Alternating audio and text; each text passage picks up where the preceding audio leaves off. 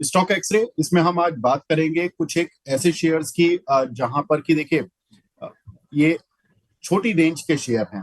और ये छोटी रेंज के शेयर क्यों हैं और कब तक ये बड़ी रेंज के बनेंगे, क्योंकि इनमें से कुछ बड़े बने भी हैं, ऐसा नहीं है।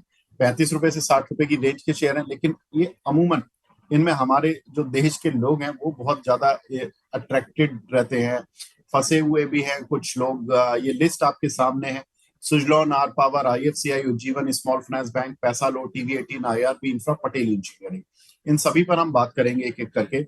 देखिए सुजलॉन पर शायद ही देश में कोई निवेशक हो जिसने हाल फिलहाल में पिछले 2 साल 3 साल में या तो इसमें काम नहीं किया, पैसा नहीं बनाया, या फंसा हुआ नहीं है इस लेवल पर, किसी भी लेवल पर। अंशुल भाई, सुजलॉन 4.5 रुपए की बुक वैल्यू है, 36 के पी मल्टीपल पर चल रहा है। लेकिन इसकी जो रिपोर्ट्स थी वो ये थी कि अगले 2 साल में भी कंपनी के रेवेन्यूज और प्रॉफिट वगैरह डबल हो जाएंगे या 40-50% एटलीस्ट सालाना बढ़ जाएंगे, इस तरह से था। तो इसकी वैल्यूएशन फॉरवर्ड ईपीएस के हिसाब से देखेंगे तो थोड़ी ठीक हो जाएगी। लेकिन क्या ये काउंटर अपना मूव पूरा कर चुका है? क्योंकि जो जो काउंटर एफ एंड ओ में एंट्री करता है उसके बुरे दिन शुरू हो जाते हैं, अक्सर हमने देखा। जब से एफ एंड ओ में आया ये शेयर भी पिटने लगा। क्या करें सर सुजलॉन पर?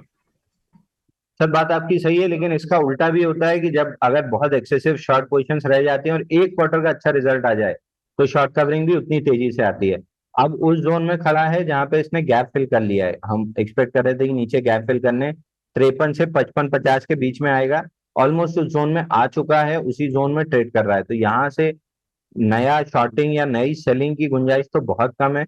बाउंस बैक की गुंजाइश बहुत हाई है। बाउंस बैक में करीब करीब आपको 60 रुपए 61 रुपए मिल सकता है। और अगर आपकी नजरिया 2 साल का है तो 1.5 से 2 साल का, तो 80 रुपए 50 पैसे के ऊपर के टारगेट आपको आराम से मिलेंगे। तो नजरिया किस हिसाब का है उस पर डिपेंड करता है। शॉर्ट टर्म में तो नहीं बन रहा ट्रेड, एविडेंस मिला तो एक बाउंस बैक के लिए ट्रेड बन सकता है, बट लॉन्ग टर्म के लिए 80 रुपए 50 पैसा दिख रहा है मेरे को। ठीक है, वेरी नाइस। तो लॉन्ग टर्म वालों के लिए अच्छी खबर कि अंशुल जी इस लेवल पर अब कंफर्टेबल है 80 रुपए 50 पैसे के टारगेट के लिए। Very nice. R power sir, यहाँ पर बुक वैल्यू देखें तो 40 रुपए 70 पैसे है। और काउंटर पर खराब खबरें भी आई, अच्छी खबरें भी आई। लेकिन काउंटर ने दोनों को एब्जॉर्व करता चला गया और इन लेवल्स के आसपास अटका हुआ है काफी समय से। अंशुल भाई, इस पर बस चार्ट बताना, क्योंकि देखो मुझे पता है कि आपका जो व्यू है वो इस काउंटर पर हमेशा नेगेटिव रहा है कि आप इन्वेस्ट नहीं करना चाहते या कुछ भी नहीं देखना चाहते। व्यू बस टेक्निकल चार्ट पे, इसको आपसे नहीं जोड़ा जाएगा। सर इसमें एक वीकली पे बेरिश फ्लैग बना है जिसका फेलियर 49 के ऊपर बनेगा। तो 49 के ऊपर सारे वीक लॉन्ग एलिमिनेट हो जाएंगे और स्टॉक ऊपर की तरफ 60 रुपीज दे सकता है। 53 का एक रेजिस्टेंस रहेगा। और अगर ये फ्लैग पैटर्न सक्सेस होना है तो 43 के नीचे क्लोजिंग चाहिए। 43 टूटता है तो वापस से ये अपने लोअर लेवल टेस्ट करने करीब करीब 32 रुपीज तक आ सकता है। तो नीचे 43 देखिए, ऊपर 49 देखिए, दोनों बिल्कुल बीचों बीच खड़ा है। जो भी लेवल पहले निकला उस साइड में 10-12 रुपए की मूव आराम से आएगी। ठीक है। तो रिलायंस पावर पर यहाँ पर आपको मूव बता दिया गया है अंशुल जी की तरफ से। लेकिन अंशुल जी की तरफ से, अंशुल जी अक्सर इस काउंटर को अपनी वॉच लिस्ट में नहीं रखते हैं। अगला काउंटर है आईएफसीआई। अंशुल भाई ये बताएं, ये काउंटर भी कुछ इसी तरह का रहा है कि ये चलता बहुत तेज है, गिरता भी बहुत तेज है, अब थोड़ा रेंज में फंसा हुआ है। 32 की बुक वैल्यू है, 46 रुपए का, 46 के मल्टीपल पर ये काउंटर चल रहा है। अभी आपको कैसा दिख रहा है सर? तो देखिए आईएफसीआई में जब जब पैटर्न बने, अच्छा पैटर्न, फ्लैग पैटर्न या कपनैंडल पैटर्न, तो आप जरूर ट्रेड कीजिए क्योंकि stock investor trader friendly counter है। बट अगर पैटर्न नहीं बन रहा और आप जोर जबरदस्ती करेंगे इसके साथ तो फिर ये आपको लंबे से फंसाएगा। फिलहाल जिस आपका पैटर्न बना है अंडर डेवलपमेंट है। ऊपर में 61 का रेजिस्टेंस है, 60.28 टू बी प्रिसाइज। थोड़ा सा मैं बफर दे लेता हूँ, 60 या 61 पकड़ लीजिए। ये लेवल निकलने के बाद स्टॉक में तेजी डेवलप होगी करीब करीब 75 रुपीज तक की। IFCI is a good stock, trader friendly stock, but आप जबरदस्ती ना करें, आप वेट करें पैटर्न बनने का तो ये आपको अच्छा पैसा देगा।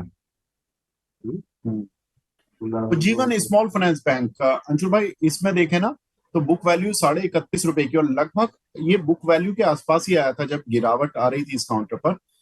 अब यहां से बाउंस बैक करके ये 40 की रेंज में दोबारा काफी दिनों बाद रिस्टोर हुआ। 45 के ऊपर भी काफी दिनों बाद ये आता हुआ दिखाई दिया। 17.5 का पी मल्टीपल चल रहा है। अगर हम देखें तो एनबीएफसी शेयरों में एक अच्छा जंप आता हुआ दिखाई दिया। क्या ये जंप इस उज्जीवन को भी फ्यूल देगा और ये काउंटर भी आगे बढ़ पाएगा, या ये यहाँ पे ऐसे ही फंसा रहेगा? सर जिस आपका पैटर्न बना हुआ है, वीकली चार्ट पे बना हुआ है, 54 रुपीज तक का टारगेट दिख रहा है। स्मॉल क्वांटिटी में अगर आपको ट्रेड करना है तो आप जरूर ट्रेड कर सकते हैं।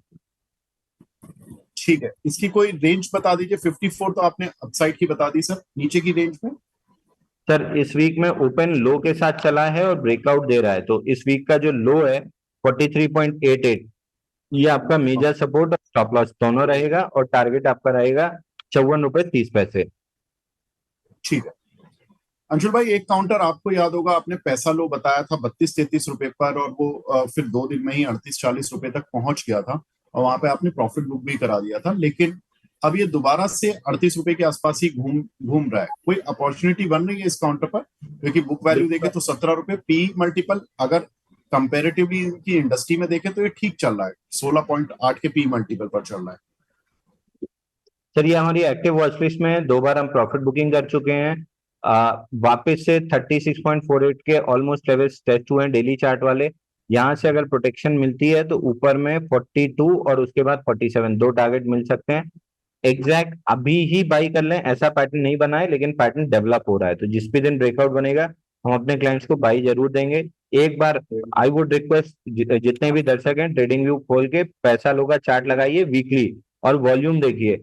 आप केवल और केवल 23 जून के बाद से वीकली कैंडल पे वॉल्यूम देखिए, इतना इंस्टीट्यूशन वॉल्यूम है कि स्टॉक में बहुत जल्दी से ब्रेकडाउन आ जाएगा या ब्रेकआउट फेल हो जाएगा ऐसा लगता नहीं है। तो जब तक ये 35.89 या आप 35.5 राउंड फिगर पकड़ लीजिए, इसके ऊपर क्लोजिंग बेसिस पे होल्ड कर रहा है, हर ब्रेकआउट को आपको बाई करने की कोशिश करनी चाहिए।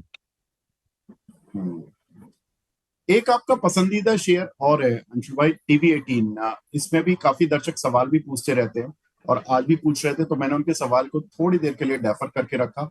देखिए इसकी जो वैल्यूएशन है ना, बड़ी इंटरेस्टिंग है। बुक वैल्यू करीब 100 रुपए, 99.9। अब ये शेयर चल रहा है उस वैल्यू से आधे से भी कम पर।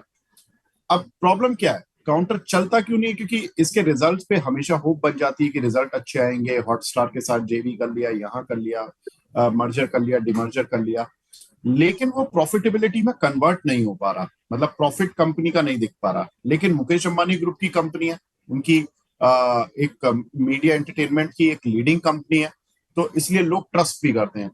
अब बताएं सर, इस काउंटर पर आपकी राय, ये बुक वैल्यू तक पहुंचेगा या ये यहाँ पर ही इन्हीं लेवल्स के आसपास ही इसमें सपोर्ट रेजिस्टेंस ढूंढना है? सर देखिए नेटवर्क 18 जो है ना, इसमें आया था इंस्टीट्यूशन वॉल्यूम 14 जुलाई को, जब इसने पहली बार पॉजिटिव रिजल्ट पोस्ट किया था। जून क्वार्टर में 1 रुपए पॉजिटिव ईपीएस है कंटिन्यूअस लॉस के बाद, 1 रुपए ईपीएस पॉजिटिव पोस्ट किया है, 180% ईपीएस राइज है कंपेयर टू लास्ट क्वार्टर। तो धीरे धीरे जो मुकेश अंबानी ग्रुप, मतलब जो वो है कंपनी के बिजनेस मॉडल में वापस से प्रॉफिटेबिलिटी की तरफ पहली बार जून 25 में इन्होंने कदम रखा है। एक दो क्वार्टर अगर इसी तरीके से पॉजिटिव रिजल्ट आ जाते हैं तो ये क्लियर हो जाएगा कि ये वन ऑफ या तुक्का नहीं था कि एक क्वार्टर प्रॉफिट आ गया फिर लॉस में आ गया। अगर 2 से 3 क्वार्टर इसी तरह प्रॉफिट दिखा दिया तो ये बुक वैल्यू के ऊपर ट्रेड करने लगेगा, यानी यहाँ से डबल होने की गुंजाइश पूरी पूरी है इसमें। जी बिल्कुल, माफ कीजिएगा, इसकी जो बुक वैल्यू है वो 30 रुपए 80 पैसे है। ये थोड़ा प्रिंटिंग एरर आ गई है, मैं इसको ठीक करा दूंगा, लेकिन 30 रुपए 80 पैसे इसकी बुक वैल्यू है। और यहाँ पर अंशुल भाई बस यही प्रॉब्लम रही है इस कंपनी की, और कोई प्रॉब्लम नहीं है। वो टीवी18 की बुक वैल्यू थी जो डिलिस्ट हो गया, जो मर्ज हो गया इसमें काउंटर पे। इसमें अंशुल भाई जो आप कह रहे हैं ना, वो बहुत इंपॉर्टेंट बात है। बस यही चीज है कि अगर ये प्रॉफिट में आ गई ना कंपनी, जैसा कि इन्होंने पिछले क्वार्टर में कोशिश भी की, लेकिन उसमें प्रॉब्लम क्या थी कि ऑपरेटिंग प्रॉफिट केवल 4 करोड़ का था, और जो बाकी था वो अदर इनकम की वजह से इनका प्रॉफिट दिखा। तो वो जिस दिन दिख जाएगा तो वो इस मतलब अगर ऑपरेटिंग प्रॉफिट अच्छा बढ़ने लगा तो शायद आप जैसा बता रहे हैं वो बिल्कुल ठीक है, फंडामेंटल भी सपोर्ट करेंगे। बिल्कुल ठीक है सर। आईआरबी इंफ्रा, ये एक ऐसा काउंटर है सर जो सुस्त कैटेगरी का, आईआरबी और पटेल इंजीनियरिंग ये दोनों सुस्त कैटेगरी के शेयर है सर, इन पर आपकी राय?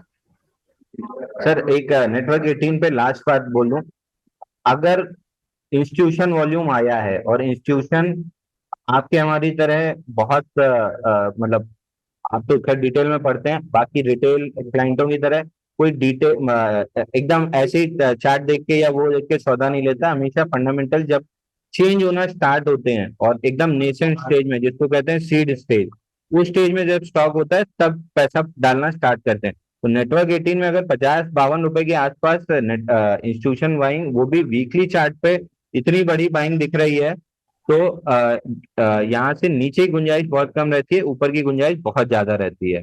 तो इस हिसाब से नेटवर्क 18 कुछ समय के लिए आपको समय देना पड़ेगा। आईआरबी इंफ्रा और पटेल इंजीनियरिंग दोनों मेरी वॉच लिस्ट में नहीं है, दोनों मेरे को नीचे की तरफ लग रहे हैं।